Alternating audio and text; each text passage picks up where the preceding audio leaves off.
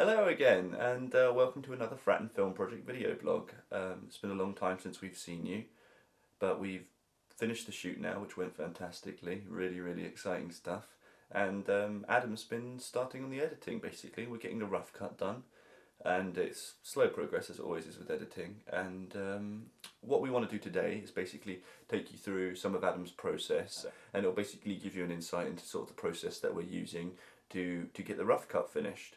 Obviously, once you finish the rough cut, then you go on to the fine cut, director's cut, and then you really refine it. So it's almost like, yeah, it's a refining process.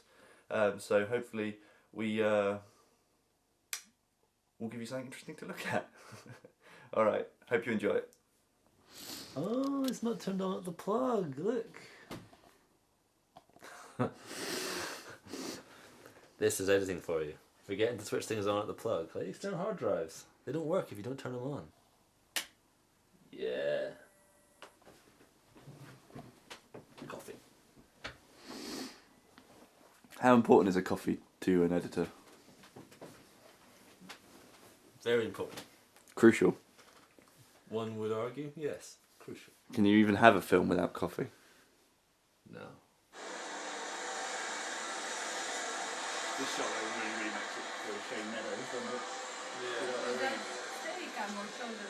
That's shoulder with Rupert, the incredibly balanced man, like a mountain lion.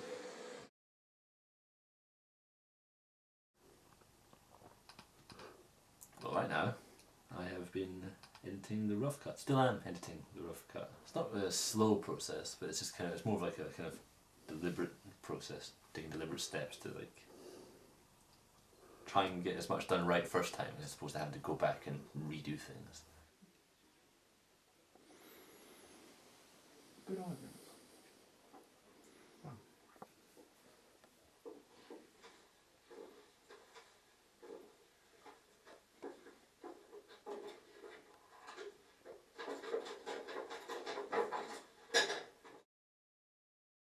There's about 45 scenes, I think, and about every shot has at least 3 takes, and there's, I don't know, too much to count is how much.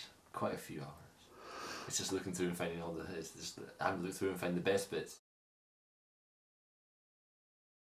So, since the end of the filming, it's pretty much just been, for the first, I think it was 2 weeks, I was looking through the footage and literally just, as I said, logging it, taking notes on bits that were, say, particularly good from the actors in a shot.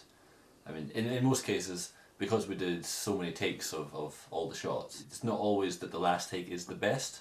You may get parts in like the very first take which have more emotional content than in the very last take, which may be more technically proficient. It's pretty much just, I was just looking through, for the first 2 weeks, was looking through finding all the bits that can be used. You find them, but then you forget where they are. And then you go and re-find them again and you're like, oh, great. I started editing the rough cut, which was originally just kind of, I was breaking down into like individual scenes, just going like, one day doing scene 1, the next day doing scene 2, the next day doing scene 3, and it's just breaking into individual scenes to do the rough cut. It felt like a very slow process, and I just wasn't, I don't know, I wasn't feeling motivated with that. So what I started doing was rather than doing it in just doing like 1 scene a day, I started to just kind of do 3 scenes in one. So just kind of like lump them together, so literally day 1 you'd cover scene 1, 2 and 3. I won't leave a job half finished, so I'd sit there and I'd have to do it. I set myself the task of doing 3 scenes, so I'd have to do the 3 in that one day. Obviously, onboard sound on a camera isn't great. I mean, it can be possible if you're in the right conditions, but it's not really, it's not what you want for a professional piece. Most scenes we'd do a start board, and I would use the sharp noise of the clap to sync up the audio and the video for the final output. It's the 11 shot 2 take 2.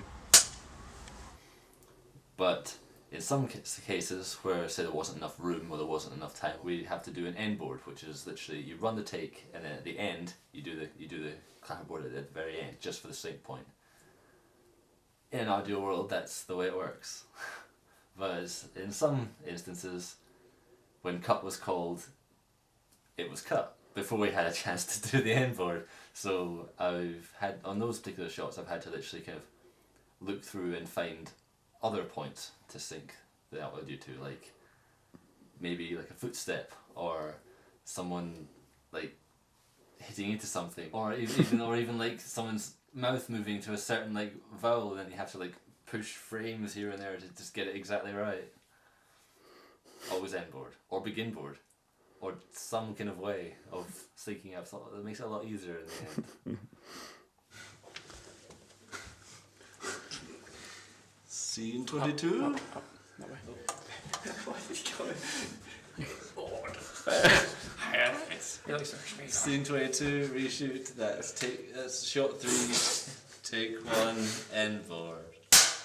For all the good it'll do. Thanks for watching, and hope to see you later. Bye.